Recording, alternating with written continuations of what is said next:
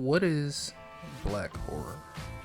Although black horror has a long history, we are now seeing an era in the horror genre where black horror is gaining more exposure than ever with modern horror movies like Candyman, Nope, Get Out, and Us. When I say black horror, I am referring to horror movies that specifically pertain to Black American culture. This definition is not to cause divisiveness between African ethnicities. However, black horror is not called black horror due to just the skin tone of the characters on screen.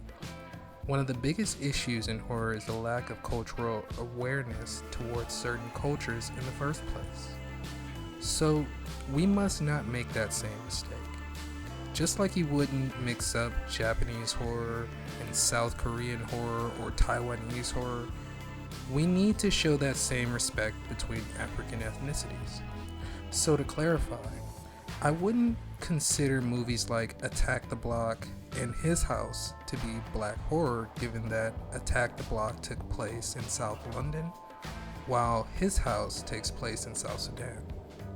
But this is not to say there aren't cultural themes that cross over between African ethnicities. Black horror focuses on the collective cultural fears of the Black American consciousness. The ultimate goal of horror is to explore societal fears. So, for Black Americans, like many other ethnicities, this has to do with our history in the United States of America. Prevalent themes in black horror are the effects of racism in the United States, familial and cultural roots, and Black American spirituality, with all being important in defining cultural aspects of the Black American community. It trickles down to just about every other fear or issue, from black on black crime to drug use to physical and psychological abuse. The stories that Black Americans explore within black horror is an examination of these long-lasting effects. Some would argue that black history alone is enough horror in and of itself. There's an argument that black history is so wrought with tragedy and trauma, why would anyone want to watch a horror movie about it? But the reason we choose to tell horror stories is not to perpetuate fears, but to dissipate them. Horror has the ability to tackle issues that no other genre would ever tackle. There's so much lack of knowledge towards black history that maybe a horror movie might be the best medium to teach someone about black history, since people would rather show up to a movie theater than read a few books. The black horror genre presents this reality in a creative medium to teach and show a perspective that is often swept under the rug for the sanity of others. When it comes to the supernatural, Black American religious imagination also plays a role in black horror. Africa molds the religious inclination of many Black Americans.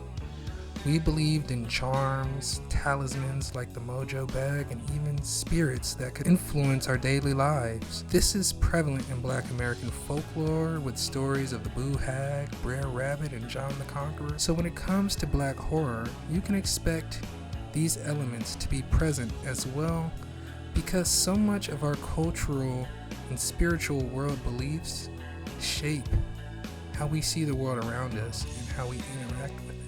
The film Son of Ingagi was the first horror movie to feature an all-black cast. However, the movie was directed by Richard C. Kahn, who was not a Black American. Son of Ingagi is a film based on a story written by Spencer Williams titled House of Horrors. The film is about a newlywed couple, Robert and Eleanor Lindsay, played by Albert Grant and Daisy Buford, who moved into a house after the death of Dr. Jackson, an old witch doctor, played by Laura Bowman. A wild monster from Africa brought back with a doctor named Ingina, played by Zach Williams, goes on a killing spree when the doctor is killed and there's no one to control him. Dr. Jackson's character is similar to many other characters that we see in black horror films. Characters like Zara Cooley's Mama Matrice in Sugar Hill, and even recent incarnations like Angela Bassett's rendition of Mary Laveau in American Horror Story. The priest-priestess archetype is one that has ties to African culture, with real-life examples like root workers and conjure doctors like the real-life Marie Laveau. Son of Ingagi comes off as a slasher monster movie with comedy sprinkled throughout, it isn't until 1968's Night of the Living Dead that we see another horror film with a Black American in a prominent role.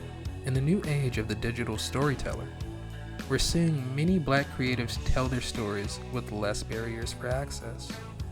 This, combined with Jordan Peele and Nia DaCosta's success, it can be argued that this horror renaissance is the beginning of an age of an expansion and further development for Black American art and imagination. The struggle has always been to maintain creative control of not only Black American stories, but those of all people of color. With the means to produce one's work becoming so available, this means that more storytellers can tell their stories.